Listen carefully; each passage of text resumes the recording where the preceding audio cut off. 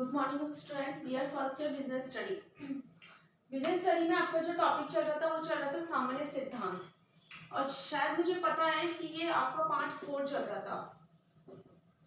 ठीक है, पार्ट 4 के अंदर सामान्य सिद्धांत के अंदर जो मैं नेक्स्ट सिद्धांत आपका ले रही हूँ वो ले रही हूँ मैं आपका 12th नंबर का वास्तविकता से संबंधित करने का सिद्धांत।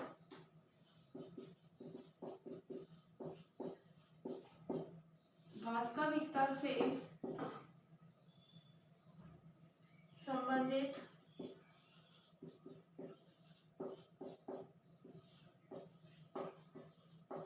करने का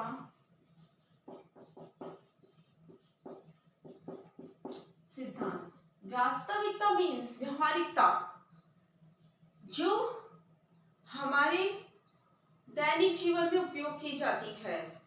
बेसिकली वो वास्तविकता है कि बच्चों को फैक्ट्स के माध्यम से एक तरह के वास्तविक जीवन से या वास्तविक जीवन को आधार बनाते हुए उन्हें विभिन्न प्रकार के उदाहरणों के माध्यम से हमें क्या करवाना चाहिए, व्यवसाय अध्ययन शिक्षण करवाना चाहिए। तो ये माना गया इसके अंदर कि व्यापार अध्ययन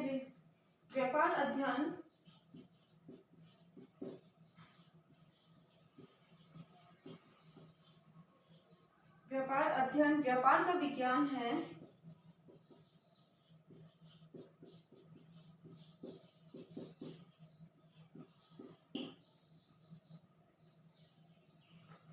जो मानव के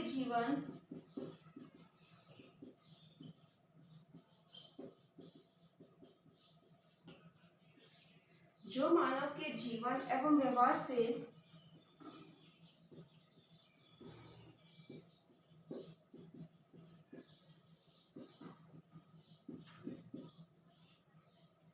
संबंधित क्रियाओं का अध्ययन करता है।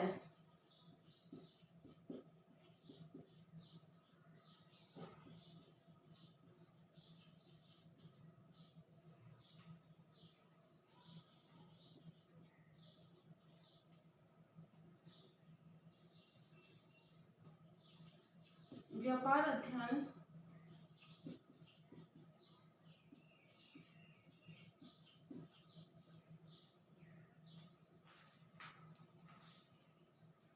एक प्रकार से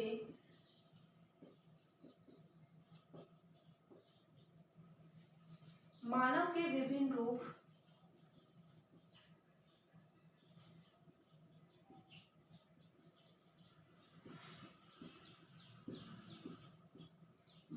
विभिन्न रूप उपभोक्ता,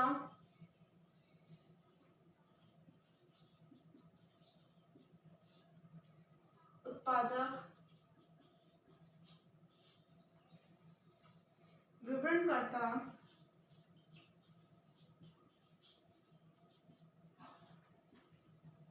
तथा प्रशासक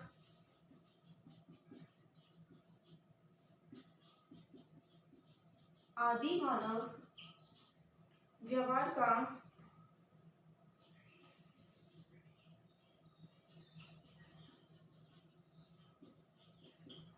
अध्ययन करता है।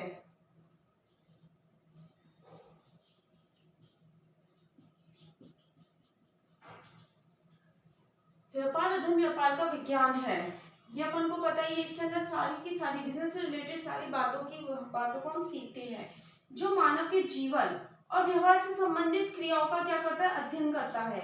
और व्यापार अध्ययन के अर्थशास्त्र का मानव के विभिन्न रूप कौन से होते हैं, उपभोक्ता, उत्पादक, प्रशासक, विवरणकर्ता। जो भी एक बिजनेस को चलाने के लिए जो भी मानव काम में लिए जाते हैं वो सभी इसके अंदर हमें देखने को मिलते हैं। तो ये माना जाता है कि मानव को विभिन्न रूप होते हैं, अध्ययन जो ये सारे रूप होते हैं इसके द्वारा मानव व्यवहार का अध्ययन करता है। तो ये कहने का तात्पर्य ये है कि जब हम बच्चों को किसी मांग के बारे में अगर हम बता रहे हैं, मतलब ये माना जा गया है कि जब हम बच्चों को कोई भी कंटेंट बता रहे हैं, समझा रहे हैं, तो हमें बच्चों को उसके व्यवहार में, वास्तविक व्यवहार में जो परेशानियां, मतलब जो वास्तविक व्यवहार में जो घटना घट रही है उससे रिलेट करते हुए, उससे संबंधित करते हुए हमें व्यापार अध्ययन की शिक्षा देनी चाहिए। अब उससे आप रिलेट कैसे करोगे कि जैसे हम मांग मांग बच्चों को पढ़ा रहे हैं, तो बच्चों की जो मांगे हैं उससे संबंधित बच्चों की क्लासरूम के अंदर बच्चों की मांगों को सुनो, बच्चों को बोलो आपकी कौन कौन सी मांग है, आपकी कौन कौन सी डिमांड है, आप कौन सा व्यवसाय करना चाहते हो, व्यवसाय के अंदर आप किस तरह से क्रियाकलाप करोगे। तो बच्चे जब अपने वास्तविक जीवन से जुड़ेंगे, वास्तविक जीवन से रिलेटेड उनको उदाहरण दिए जाएंगे, तो बच्चे आराम से मांग के वर्गीकरण या व्यापार के कार्य व्यवहार को समझ सकेंगे। तो कहने का मतलब ये है कि जब भी बच्चों को हम विषय वस्तु समझाए तो उनको वास्तविकता से संबंधित करके हमें पढ़ाना चाहिए। फिर इसके अंदर नेक्स्ट आता है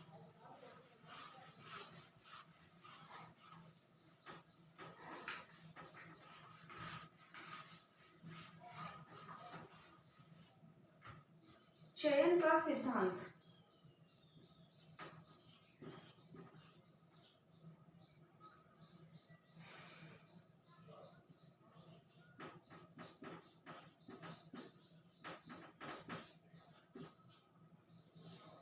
इसके अंदर आएगा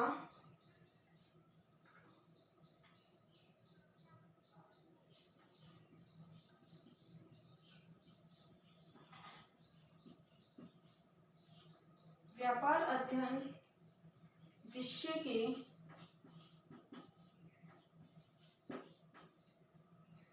शिक्षण में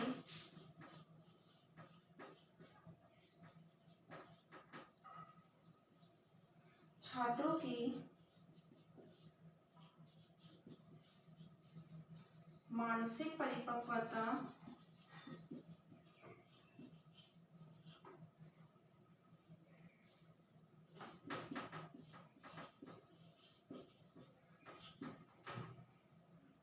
निर्धारित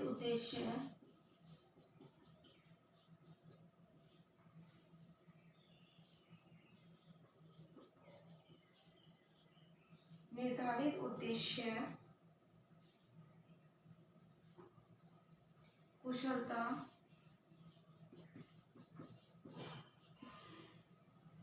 समाप्ति तथा सुविधाओं को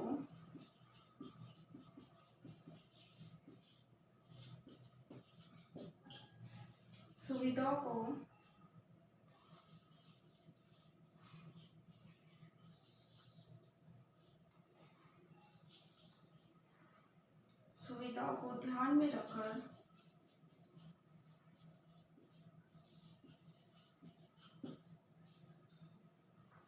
विषय वस्तु का चयन करना चाहिए।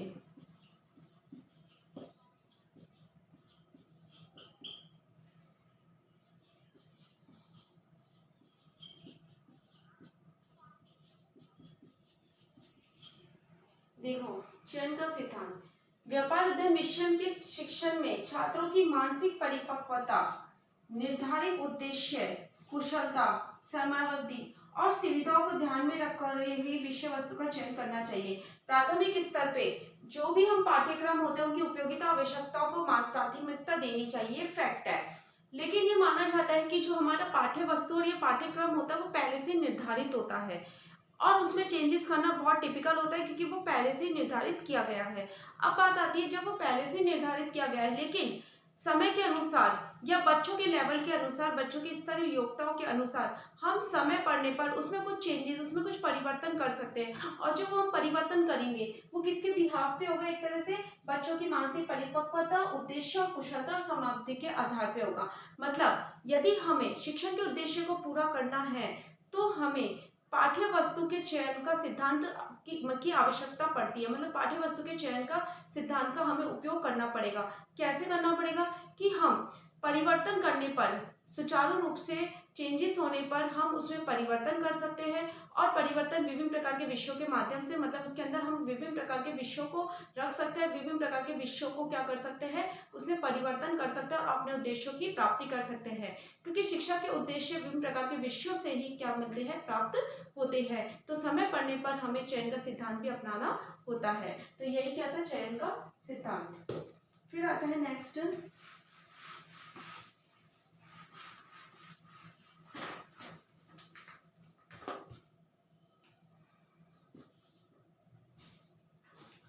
भिन्नता का सिद्धांत।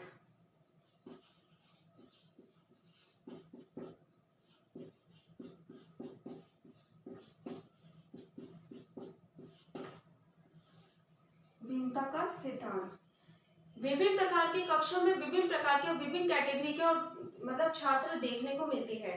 तो 3 कैटेगरी के छात्र हमें देखने को मिलते हैं, कमजोर,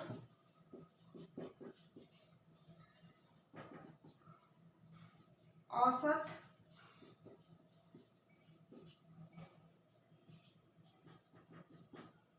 और बुद्धिमान छात्र।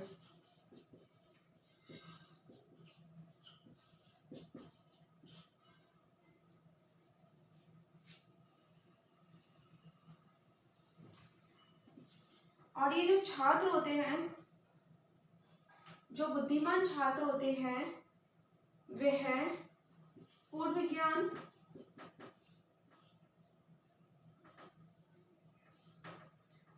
विज्ञान, मानसिक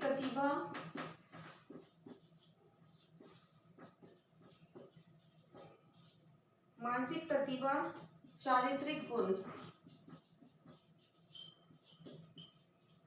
गुण में क्या होते हैं, अनूठे होते हैं। 3 कैटेगरी के बच्चे हमें देखते हैं, बिल्कुल वीक, एवरेज और इंटेलिजेंट। अब जो ये तीनों कैटेगरी के चाइल्ड होते हैं, तो कमजोर वर्ग के बच्चों के लिए हमें अलग से पाठ्यक्रम निर्धारित करना चाहिए। अगर कोई टिपिकल उसे कंटेंट टिपिकल लग रहा है तो हमें उसे सरल बनाना चाहिए, अभ्यास कार्य देना चाहिए, मतलब अपने लेवल के अकॉर्डिंग बच्चों पे पूरी तरीके से फोकस करना चाहिए। तो ये माना जाता है, लेकिन हमें औसत और बुद्धिमान बच्चों को भी उस कैटेगरी में नहीं भूलना चाहिए। उसके साथ साथ कमजोर वर्ग के बच्चों को पढ़ाने के साथ साथ इन दोनों बच्चों का भी, इस प्रकार के इन दोनों जो प्रकार है, इन दोनों प्रकारों के बच्चों का भी हमें विशिष्ट रूप से ध्यान रखना चाहिए। तो ये माना जाता है कि कक्षा के अंदर हमें भिन्नता के सिद्धांत को अपनाते हुए शिक्षण प्रक्रिया प्रारंभ करनी चाहिए। फिर नेक्स्ट आता है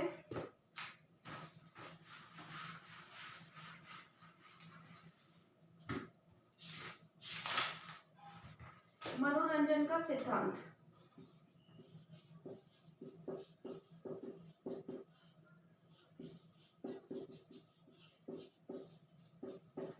हम देखते हैं कभी कभी हमारी जो कक्षा होती है वो हमें निरस लगने लगती है, मतलब बोरिंग लगने लगती है, हम उसमें पढ़ने में रुचि नहीं दिखाते हैं। वो तब होता है जब हमें पाठ्य वस्तु या तो समझ में नहीं आती या फिर ये होता है कि हम उसे समझना नहीं चाहते। 2 बातें होती है। अब बात आती है मनोरंजन के सिद्धांत की।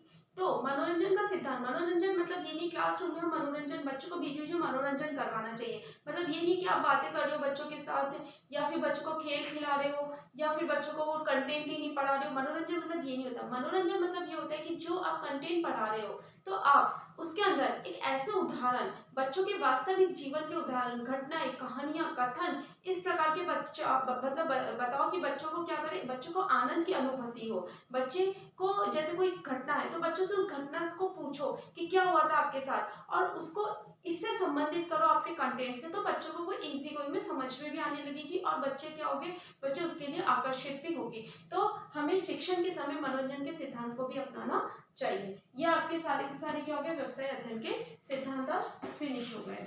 अब आपका गृह कार्य है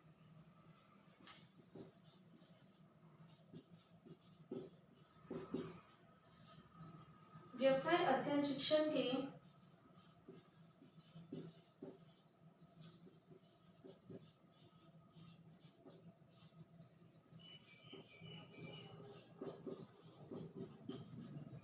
सामान्य सिद्धांतों की